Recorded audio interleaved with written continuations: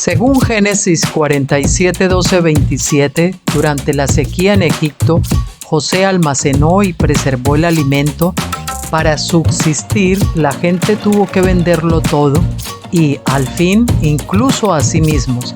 Ese es el precio de vencer.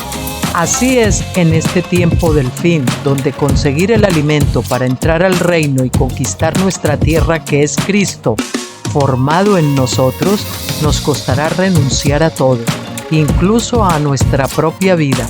Pero a cambio de nuestro todo, tendremos su todo y reinaremos con él. Con ustedes, José.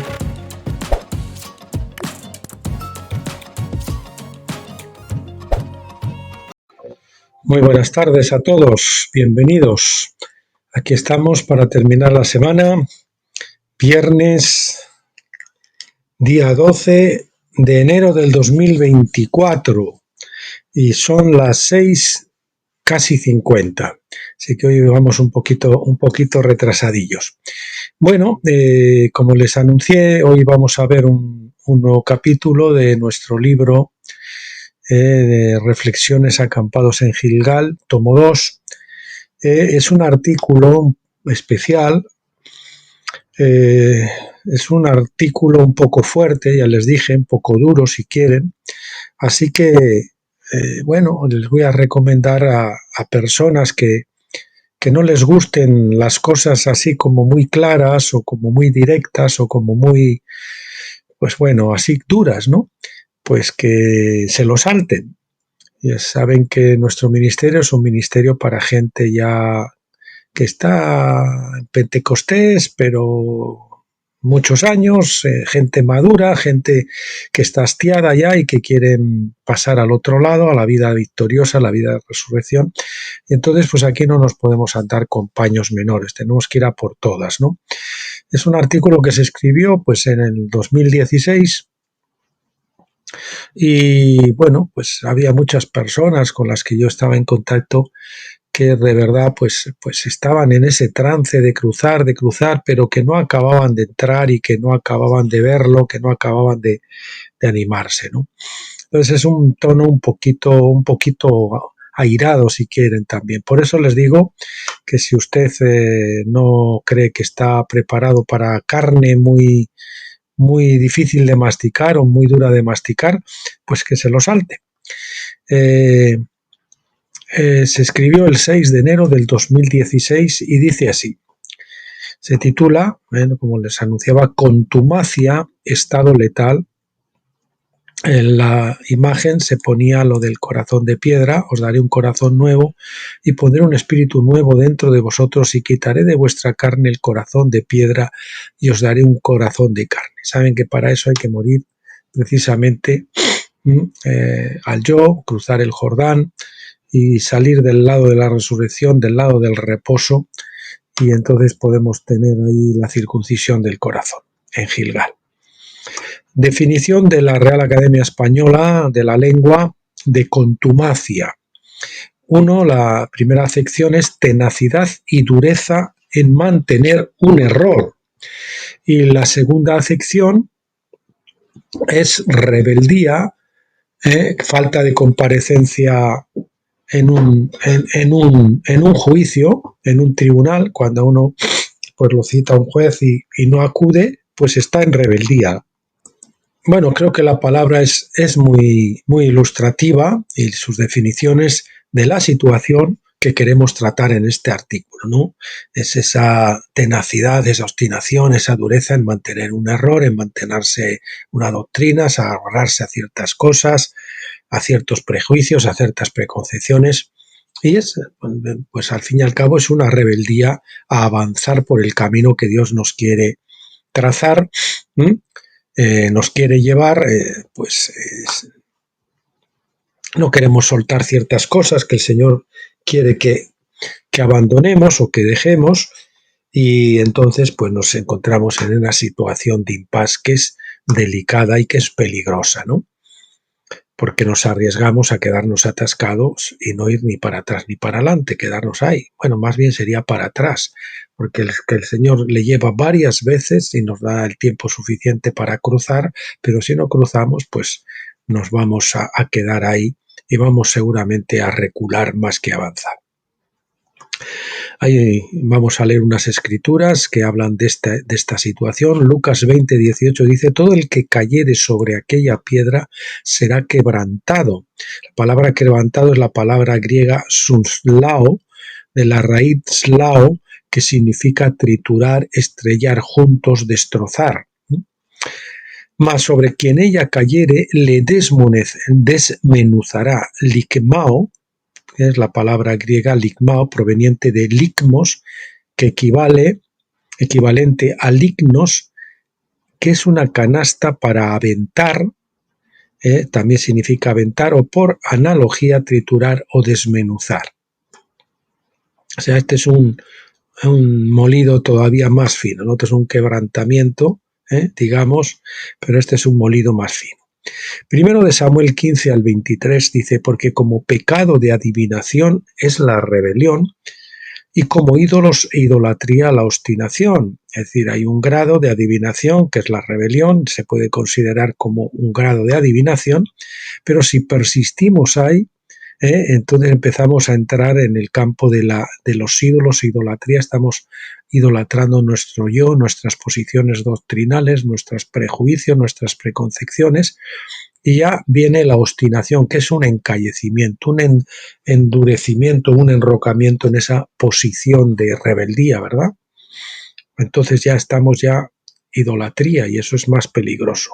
Por cuanto tú desechaste la palabra de Yahvé, el Señor nos habla la palabra y no queremos obedecer, Él también te ha desechado para que no seas rey. Hebreos 6 del 1 al 8 dice: por lo cual, dejando ya la enseñanza primaria acerca de Cristo, vayamos adelante hacia la madurez de la filiación. Para eso tenemos que, como le digo, morir a la carne, salir del desierto de Pentecostés, cruzar el velo y entrar del otro lado, del lado de tabernáculos, del lado de la resurrección, al lugar santísimo, a la vida victoriosa, a lo que se llama andar en el Espíritu.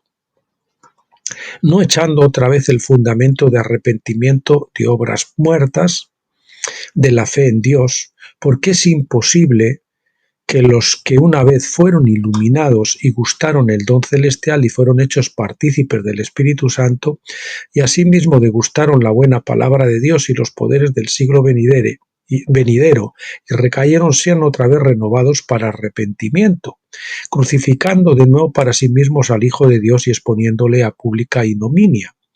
Porque la tierra que bebe la lluvia que muchas veces viene sobre ella, viene la lluvia, ha venido la palabra una y otra vez, y produce hierba provechosa, aquellos por los cuales es labrada, recibe bendición de parte de Dios, pero la que produce espinos y abrojos es desechada, está próxima a ser maldecida, no quiere decir maldecida, sino próxima a ser maldecida, y termina por ser quemada. Tenemos que ser echados al fuego ardiente de la tribulación, todavía más, al horno calentado 7 veces, para que podamos salir de ahí, ¿no? Hebreos 10 del 26 al 31 también dice: porque si pecáremos voluntariamente después de haber recibido el conocimiento de la verdad, aquí decíamos voluntariamente, voy a ponerlo esto también subrayado, en negrita, perdón, ya no queda más sacrificio por el pecado, sino una horrenda esperanza de juicio y hervor de fuego, que ha de devorar a los adversarios. O sea, llegamos a una posición de enconamiento en que nos hacemos adversarios del Señor.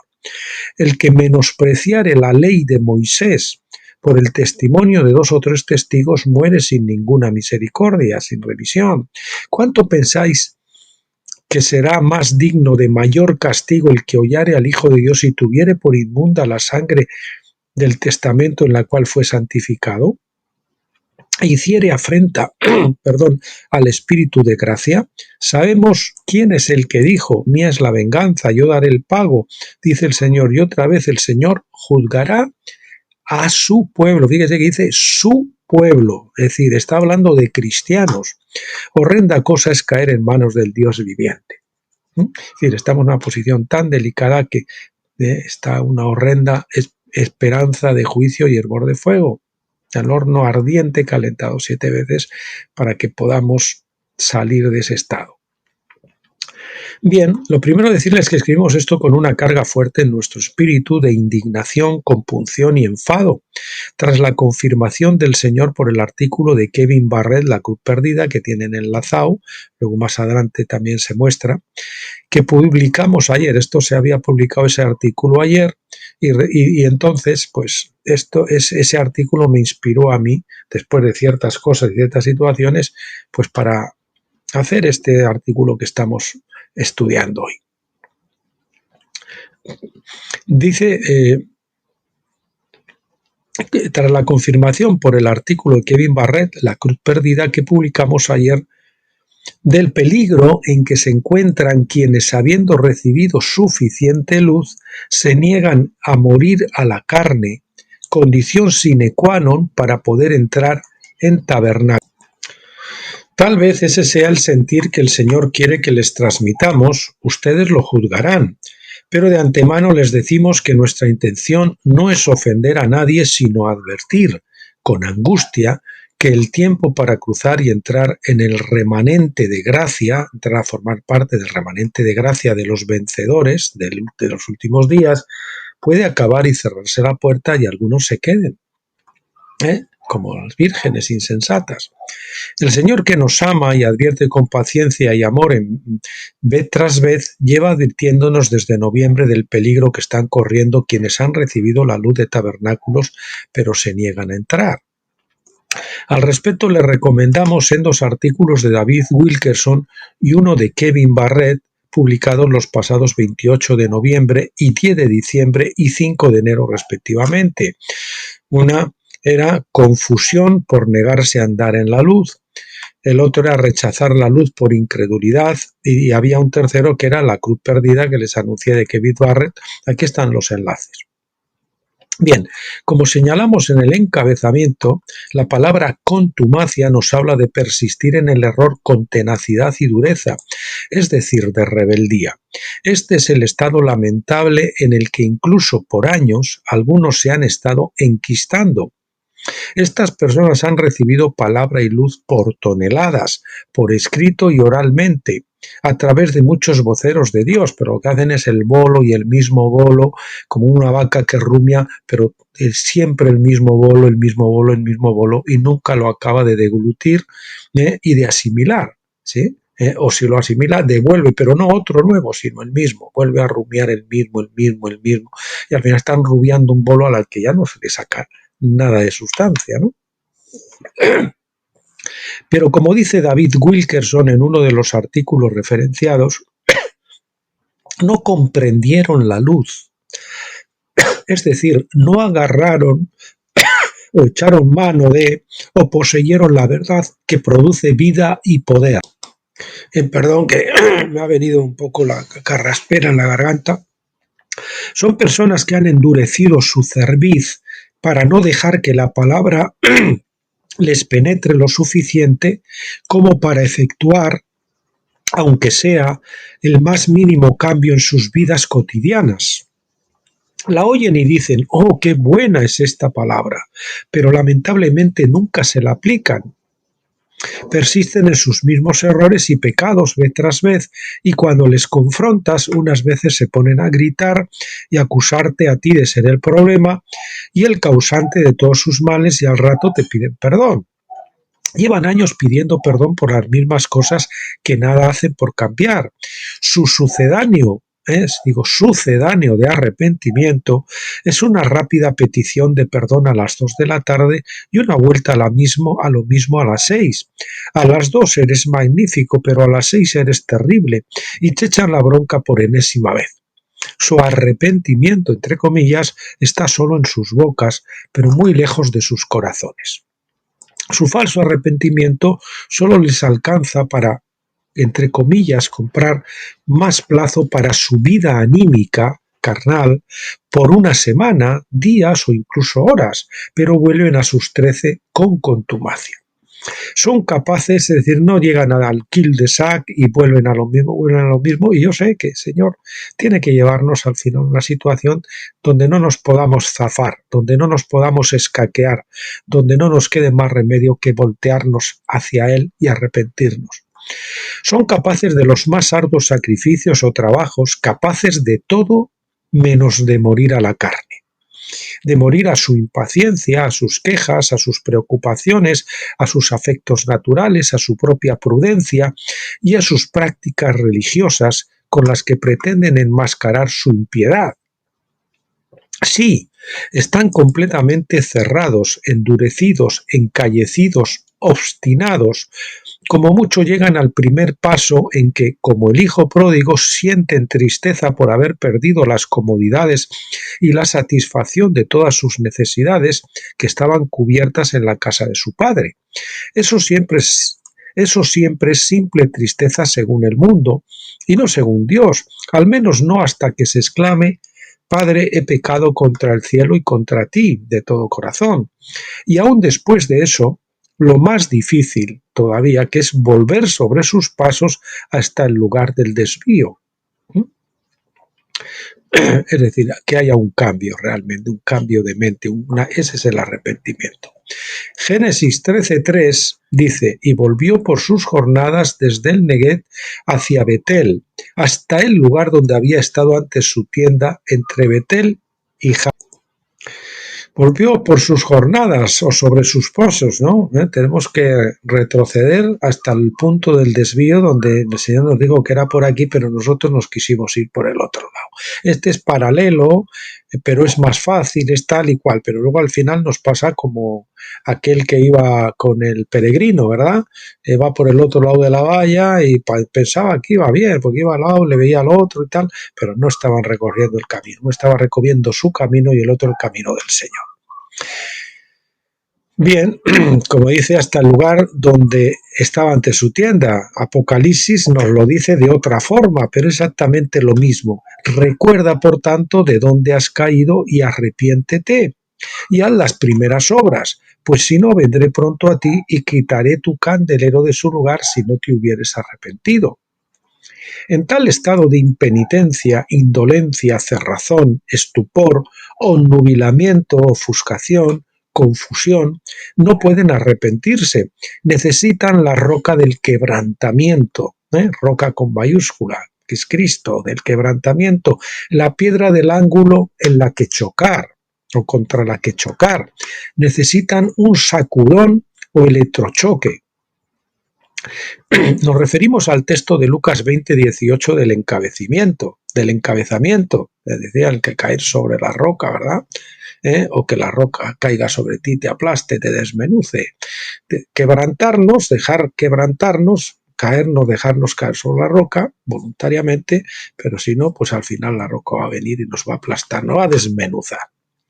Este versículo nos muestra que en tal estado el contexto nos señala a Jesús confrontando a los hipócritas e impenitentes fariseos con la parábola de la viña, y en ese contexto la conclusión es que el dueño de la viña destruirá a los labradores y dará su viña a otros.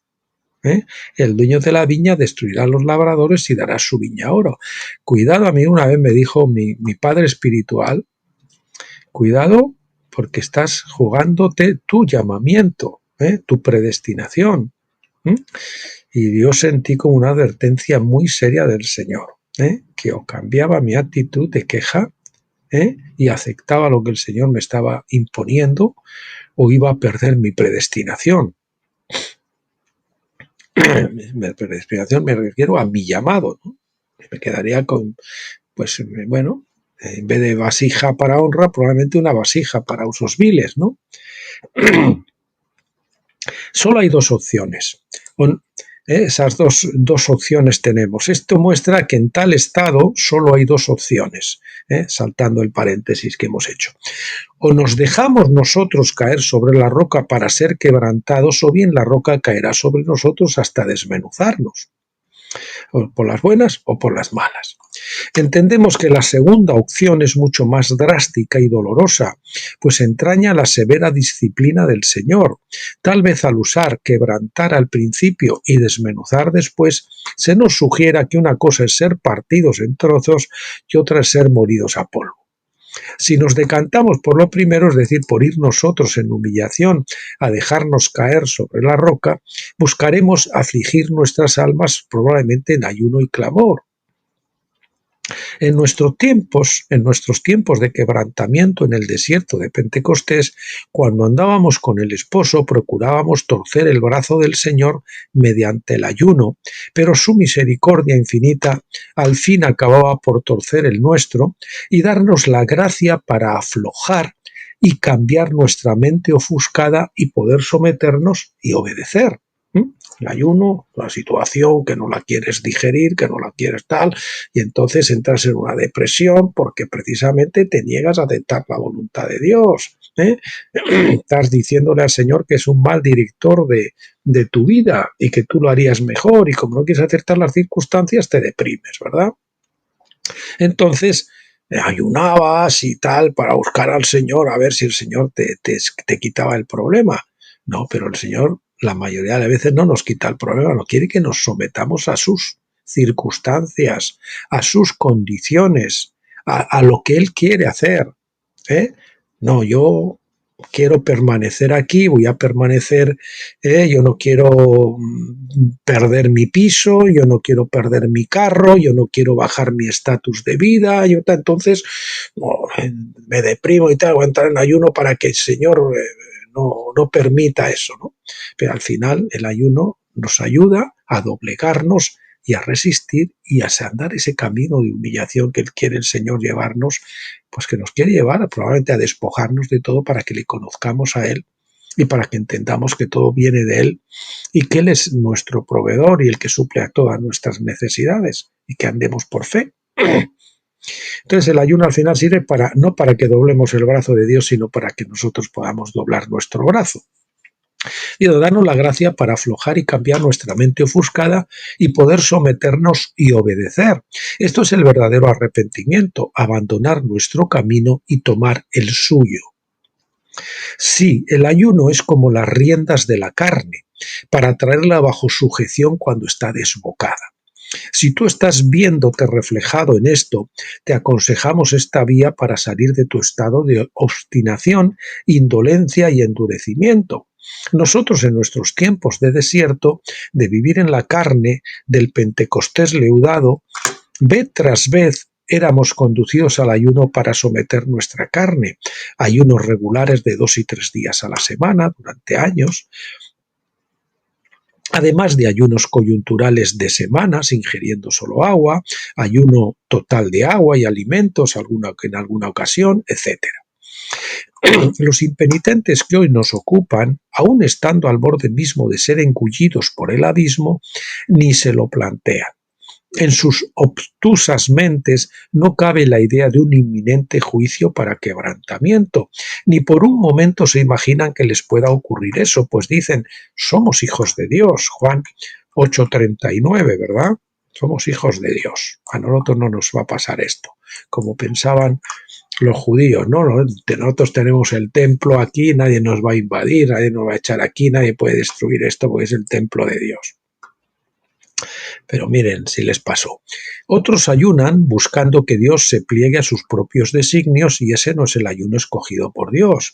El texto de 1 Samuel 15:23, al que a buen seguro los rebeldes y obstinados fuimos expuestos más de una vez, nos deja muy claro que la rebelión es como practicar las artes ocultas, la adivinación, pero la obstinación, que es una rebelión bien incrustada en el alma, nos adentra en la adoración al diablo, pues eso supone la idolatría y los ídolos.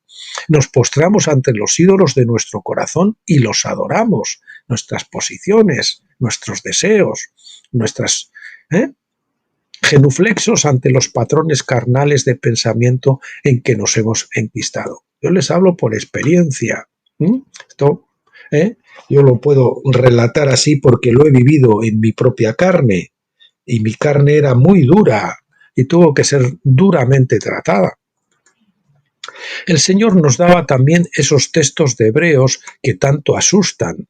Muchos han estado bebiendo y bebiendo el agua de la palabra hasta casi el ahogamiento y no han producido ni una hierbecita de provecho, sino solamente cardos y abrojos. La palabra un día, otro día, incluso la leen en casa también, van al culto y más palabra, pero nunca cambian un ápice, sino solamente cardos y abrojos, lo que producen que pinchan y laceran a quien los toca e inutilizan la tierra. Ojo, porque Pablo dice que estas tierras estériles acaban siendo desechados muy cerca a ser maldecidos.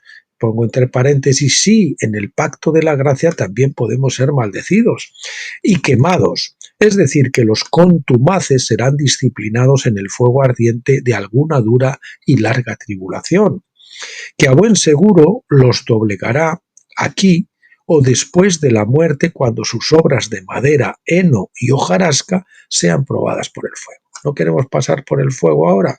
Lo vamos a tener que pasar de alguna forma. Nadie va a pasar sin someterse a la segunda muerte, al bautismo de fuego.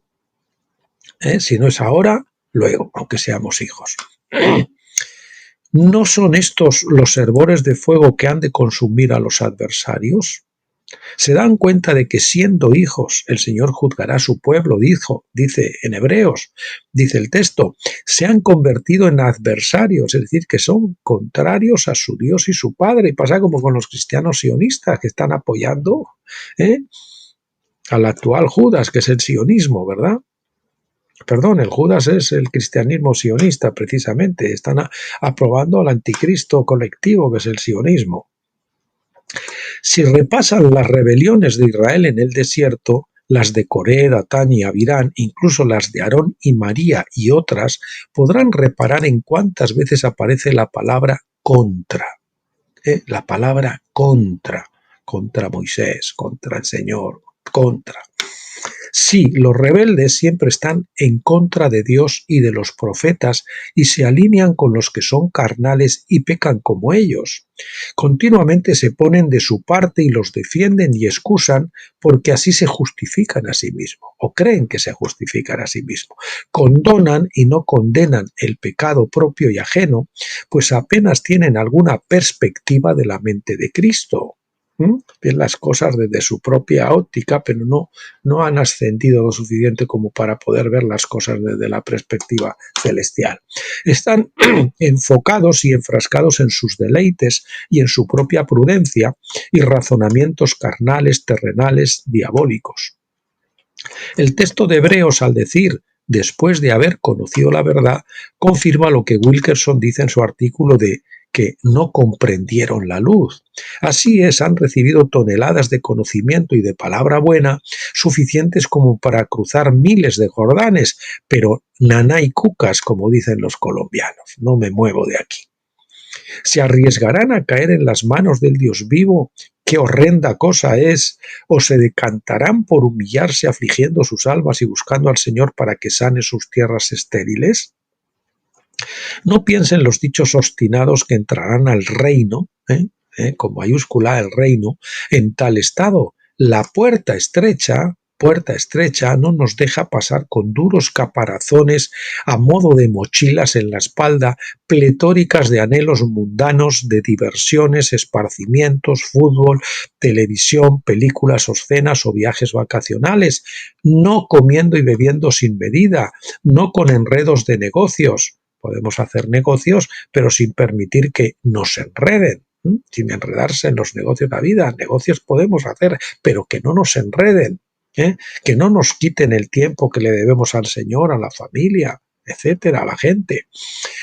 No manteniendo antes que a Dios los afectos naturales de familiares en la carne, aunque sean cónyuges o hijos o amigos cristianos carnales, no con casas artesonadas, inmensos patrimonios, muchos coches, infladas cuentas bancarias, préstamos bancarios o de familiares o amigos, no sin echar fuera a los ismaeles engendrados en el desierto, no practicando las obras buenas, entre comillas, pero muertas de la carne, que es la parte buena del árbol del conocimiento, del bien y del mal. De ahí proceden las dos cosas. Podemos hacer obras de bien y obras de mal, pero ambas proceden del mismo árbol del conocimiento que el Señor desecha. Las obras que tenemos que hacer son las que nos manda el Señor, porque el resto son obras muertas, separadas de Dios. Da igual que tu Ismael sea un ministerio grande, mediano o chico, o que estés en grupos de casas. Todos los Ismaeles fueron engendrados por tu impaciente vida anímica en el desierto, en la carne. Esa impaciencia, pues como le llevó a Saúl a ofrecer el sacrificio sin esperar el tiempo de Dios. No, que se me deserta la gente. Pastorcito en su iglesia, como no es el tiempo, él quiere empujar, buscando el avivamiento por medio de las obras de la carne. Bien, ¿no te das cuenta de que estás tratando de ensanchar la tienda de tu Ismael? Entonces sabe que la carne solo reproducirá más carne y que tu Ismael tarde o temprano será como espina en tu costado. No promociones ni alimentes tu carne. Lucas 14, 26 al 27 y 33 dice, si alguno viene a mí y no aborrece a su padre y madre, escuchen, y mujer, e hijos, y hermanos, y hermanas, y aún también su propia vida, no puede ser mi discípulo. Discípulo no es lo mismo que hijo. Tú puedes ser hijo, pero no llegarás a ser discípulo. Nunca llegarás a un vencedor en esas condiciones. Así pues, cualquiera de vosotros que no renuncia a todo lo que posee, no puede ser mi discípulo. Eso está escrito en el Evangelio, por mucho que le queramos dar vueltas, por mucho que cuando hablemos o prediquemos de ello dijimos tal, pero eso está escrito en el Evangelio. Como dijo Joseph Erring, un autor de que pronto también veremos algún libro de él, muchos cristianos responderían rápidamente que un discípulo es alguien que cree en Jesucristo, Yahshua, el Mesías como su Señor y Salvador. Sin embargo, esto es inexacto y ha sido la causa de muchos fracasos y males entre los cristianos. Hay mucho más que se requiere con el fin de ser un discípulo que la simple confesión de ciertas creencias. Más claro ni el agua, el joven rico no podía pasar al otro lado del Jordán con tal mochila a cuestas. La condición inexcusable para quien aspira a seguir al Maestro como un vencedor es, Jesús le dijo, si quieres ser perfecto, puesto entre paréntesis y con interrogación vencedor, si quieres ser perfecto, si quieres ser vencedor, anda, vende lo que tienes y dalo a los pobres y tendrás tesoro en el cielo. Y ven y sígueme. ¿Cuánto miedo nos da abrir la boca y decirles esto a los que piensan que pueden seguir a Jesús con una mochila bien pertrechada a sus espaldas? ¿Cuánto miedo nos da que se den la vuelta y nos dejen solos siguiendo a Jesús? No vaya a ser que nos tachen de fanáticos. ¿Conocen algún vencedor que no haya sido despojado de todo para poder seguir a Jesús por donde quiera que él va ligero de peso? Jesús iba bien ligerito de peso y los apóstoles. Y decimos despojado porque muy pocos estuvimos dispuestos a soltarlo y ponerlo a sus pies. Tuvo que sernos arrancado poco a poco como a jirones. Y nos es arrancado, pero luego una vez que hemos pasado la prueba, digamos, el Señor nos empieza a devolver lo que se comió la oruga, el saltón, el rebotón y la langosta. Cuando hemos aprendido la lección, entonces Él puede poner en nuestras manos riquezas incluso, porque sabe que las vamos a emplear correctamente para su gloria. Sin embargo, Él es bueno y si reconocemos nuestro temor y nuestro deseo de poder cumplir con este requisito y seguirle por donde quiera que Él vaya, Él nos despojará de algún modo con su gracia maravillosa. Pues la voluntad de Dios nunca nos pedirá ir a un lugar donde su gracia no pueda sostenernos. Repito, la voluntad de Dios nunca nos pedirá ir a un lugar donde su gracia no pueda sostenernos. ¿Quién vino al mundo sino desnudo? ¿Quién entrará a la vida nueva y abundante del reino sino desnudo? Sí, en la senda real no necesitamos nada, pues coyunturalmente aparecerá lo que necesitemos cuando lo necesitemos. Y espero un segundito porque aquí no me deja ahora mover la hoja porque está guardando la página. Vamos a ver. si termina, esto es a veces más lento que el caballo del malo, ya. Bien, dice, pues coyunturalmente, voy a repetirlo entero, sí, en la senda real no necesitamos nada, en el camino real, el camino de la santidad, pues coyunturalmente aparecerá lo que necesitemos cuando lo necesitemos, cobijo, sustento, casa, carro y sí, vacaciones y otros extras si hace falta y a él le complaciera concedérnoslo. Es entrar a una vida de total dependencia de Dios sin ningún otro apoyo. Y tenemos que tener cuidado, porque incluso cuando el Señor luego nos empieza a devolver las cosas, nosotros solemos tener tendencia, y hablo por mí mismo también, a volver otra vez a las andadas, ¿verdad? A pesar de que aprendimos la lección, la carne tira y tratamos de buscar otras alforjas que no sean exclusivamente las del Señor. Ingresar a la bendita seguridad de la santa inseguridad. Y si no aparece algo, es que no lo necesitábamos, sino que estábamos buscando invertir en nuestros propios deleites y no en los suyos, o pretendiéndolo antes de su tiempo, antes de que el Señor quiera darnos algo. No estoy diciendo que para llevar la naturaleza divina todos los santos deban abrazar la pobreza y deshacerse de sus casas y tierras. Lo que estoy diciendo es que deben estar dispuestos a hacerlo si es la voluntad de Dios para ellos, si es que uno quiere vencer, ¿verdad? Y si el Señor le llama a eso. Aunque lo normal es que pasemos al otro lado bien desplumados, desplumaditos, bien despojados, con una mano delante y otra detrás. Algunos confiesan que saben que están en el desierto. Lo dicen, estamos en el desierto y estamos en el desierto. Y aún así, R que R. Si en verdad dices que estás en el desierto, sabrías y confesarías también que eso es estar todavía en la carne, en la vida almática, en la religión. Es estar en Pentecostés. Yo una vez le dije a un hermano eso. Estás en el desierto, estás en la carne. Y se enfadó tremendo. ¿Ves?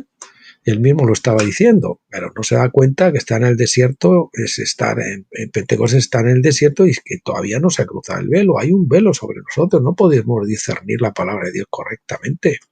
Está mezclada en nuestra vida almática. Sabrías que es estar todavía confesarías que eso es también estar todavía en la carne, en la vida almática, en la religión, es estar en Pentecostés. Sabrías que es estar todavía en el lugar santo, a la luz de la menorá y alimentándote con el maná que cae delante de tu tienda. Pero no en tabernáculos al otro lado del velo. Es decir, que todavía no has cruzado el Jordán de la muerte al yo, ni entrado en la buena tierra, ni acampado en Gilgal, para que tu corazón pueda ser circuncidado y puedas discernir entonces entre tu alma y tu espíritu y celebrar la Pascua de la comunión ágape como se celebró en Gilgal. Ahora sí, ya incrustado en el cuerpo. Es decir, ahí todavía no puedes entrar en el cuerpo, no disciernes el cuerpo de Cristo. Eres individualista, eres egocéntrico. Cuando entras al otro lado del Señor, entonces entras al cuerpo. Y tienes el concepto del cuerpo. Sabrías que no tienes la luz de la Shekinah, ni disfrutas del maná escondido, que es la palabra viviente, Cristo formado en ti. La Biblia tiene que dejar de estar afuera y pasar a estar adentro, incrustada en mí, el rema viviente, que estaba en la urna, dentro del arca, en el lugar santísimo. Ahí es donde nos quiere llevar el Señor. Sigues en el viejo pacto y el velo cegador no te ha sido descorrido, porque aún no te has convertido, no te has dado la vuelta, sigues escuchando la voz de Dios en la nuca, en lugar de en tu cara, estás caminando de espaldas a Dios, porque aún no te has convertido. Eso es la conversión, convertido, vamos a poner la palabra convertido en negrita también, al Señor, como dice 2 de Corintios 3:16, cuando se conviertan al Señor, cuando se vuelvan al Señor, el velo será quitado. Por eso los profetas tanto decían, volveos a mí, y luego al final decían, vuélvenos a ti, nos volveremos, porque a veces necesitamos eso, ya no somos incapaces de volvernos. Señor, con tu gracia, vuélvenos a ti para que podamos volvernos. Si realmente sabes todo esto, ¿por qué te empeñas en proteger, guardar y acrecentar tu Ismael? Ese ministerio que has engendrado en el desierto, en tu impaciencia. Has de entenderlo claramente de una vez por todas. Debes dejar que las aguas de abajo del Jordán corran hacia el mar muerto. Sepultura. Que viene, es el Jordán, el cruce del Jordán, la muerte y la sepultura, antes que las aguas de arriba vuelvan a fluir. Hay un corte y las aguas viejas van a morir al mar muerto. Ahí la única salida que hay es por evaporación.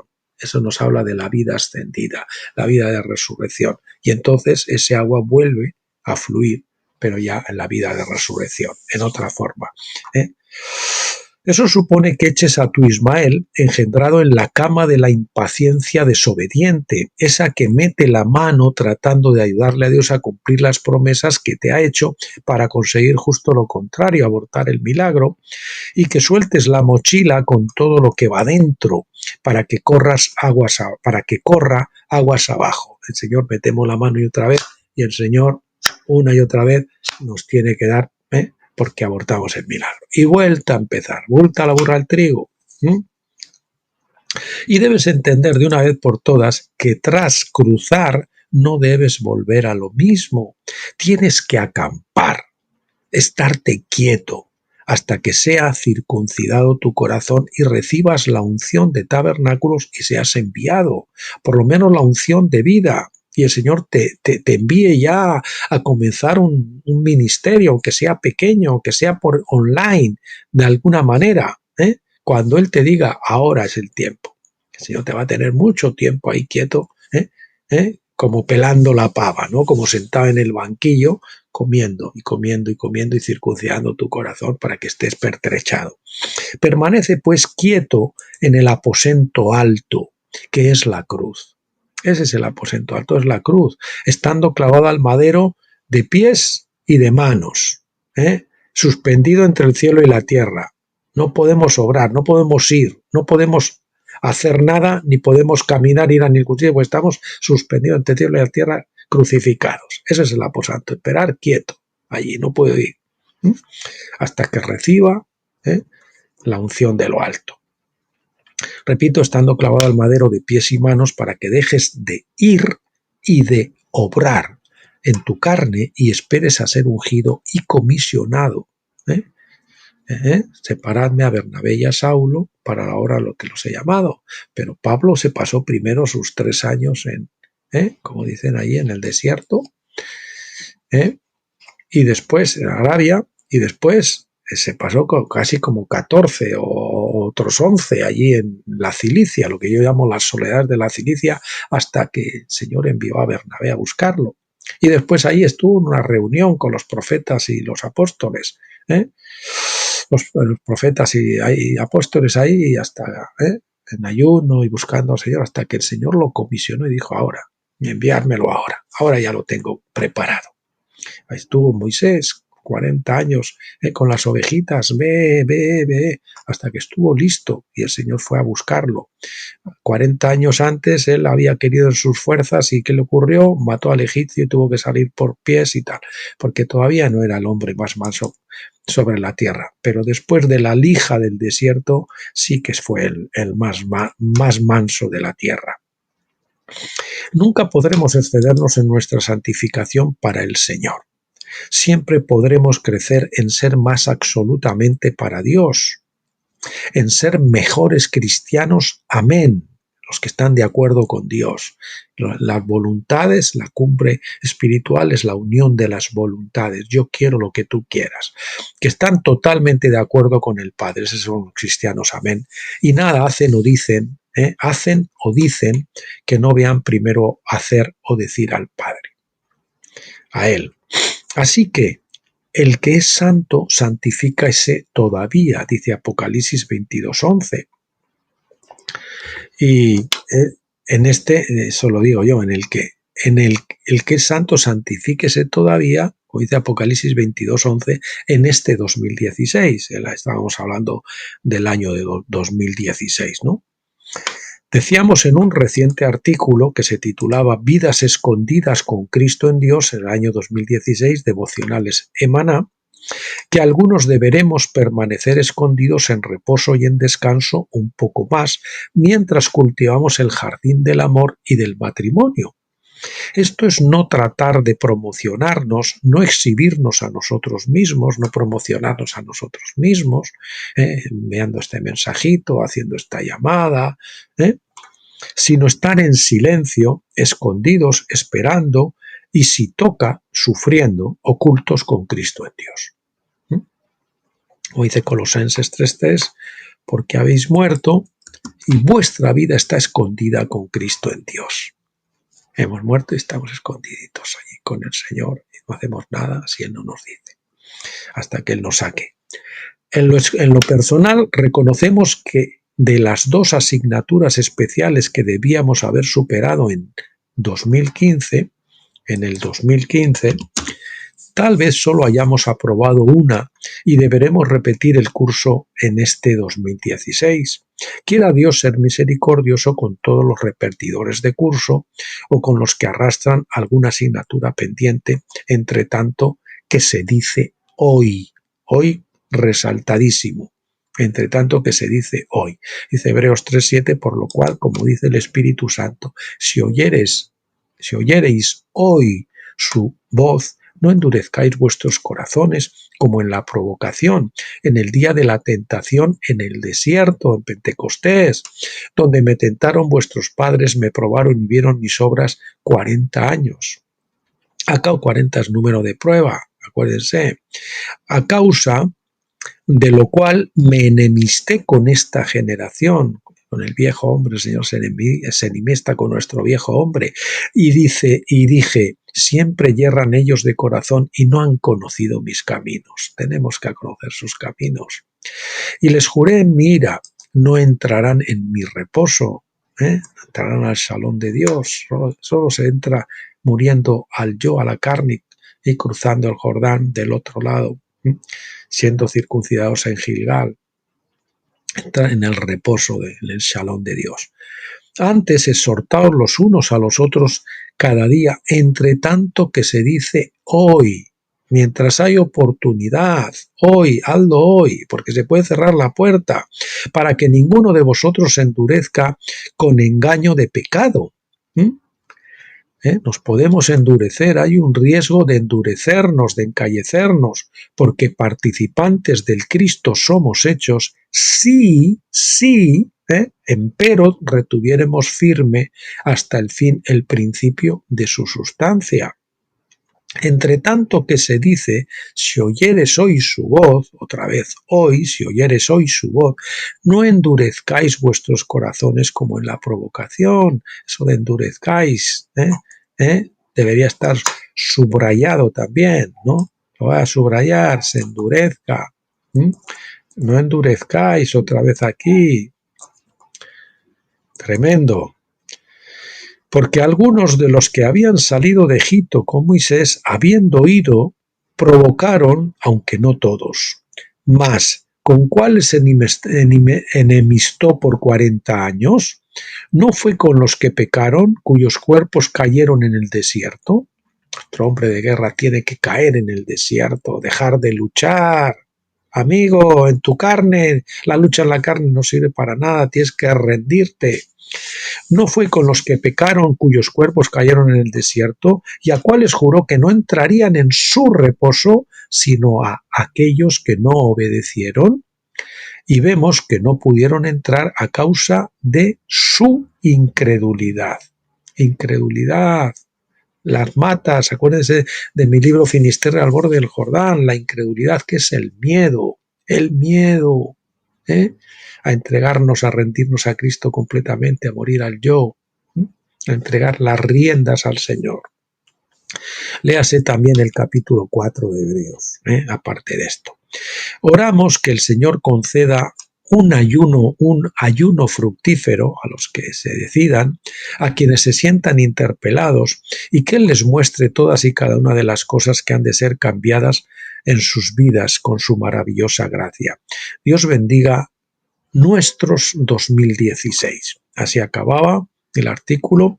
Aquí venían los artículos relacionados.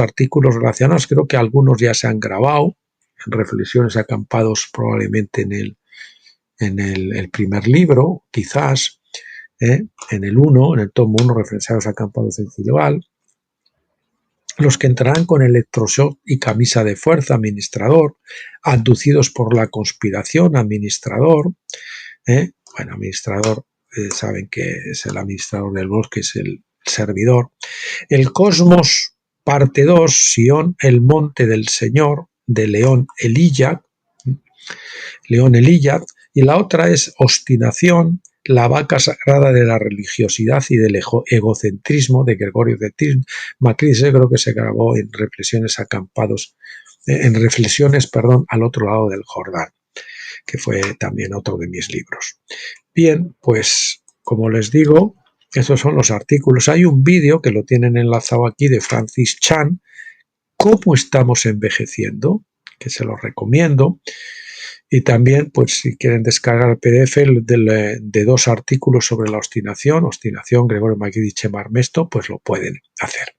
Bueno, como les decía yo, mire, ayer al releer el artículo para grabarlo, ayer o anteayer, que fue porque ayer no hicimos vídeos, pues yo me quedé un poquito así porque me parecía un poco duro, ¿no?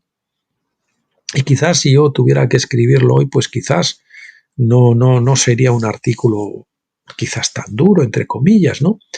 Pero bueno, así se escribió en aquel momento y así se lo transmito.